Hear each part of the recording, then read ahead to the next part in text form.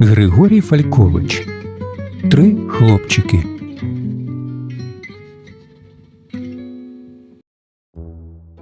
Я потримався за клена.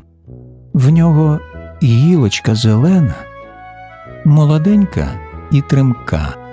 То була його рука. Він кивнув, а за хвилинку на кленову руку-гілку сів моторний горобець, літунець і цвіркунець. Я завмер, неначе стовпчик.